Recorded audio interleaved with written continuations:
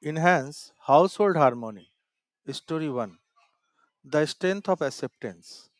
In a bustling Indian household in the heart of Mumbai lived a small yet close knit family.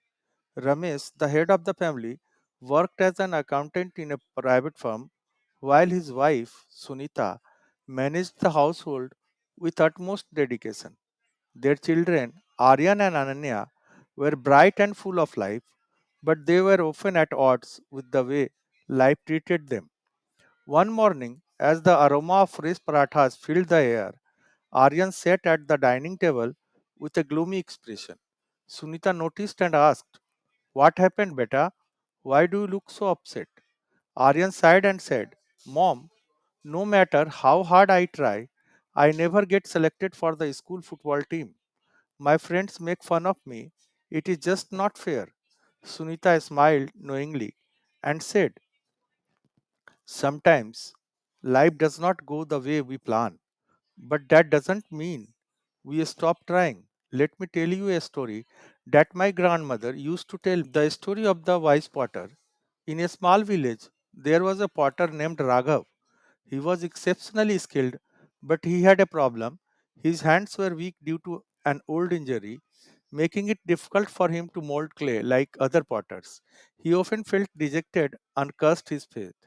One day, an old traveler visited his shop and saw his sorrow. The traveler asked, "Why do you look so troubled, my friend?" Raghav replied, "No matter how hard I try, I can never shape pots like the others. My hands betray me." The traveler smiled and said, "Then why don't you shape something different? Why must you make the same pots as others?"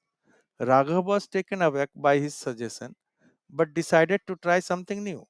Instead of struggling to make traditional pots, he began making intricate clay sculptures which required a softer touch. Over time, his work became famous, and people traveled from distant places to buy his beautiful sculptures. He realized that instead of fighting what he could not change, he should focus on what he could do best.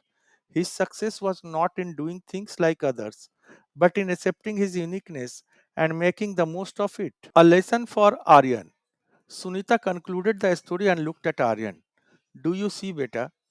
Just because one path is difficult doesn't mean you cannot find another one. Perhaps football is not your calling, but have you considered trying something else where your strengths shine?" Aryan pondered for a while and nodded. "Maybe I should try cricket instead. I enjoy batting and I have a good eye for the ball." Sunita smiled and ruffled his hair. "That's the spirit. When we stop resisting and start accepting, life feels much easier." From the day onwards, Aryan shifted his focus and excelled in cricket. He soon became the school's top batsman, proving that when one door closes, another always opens.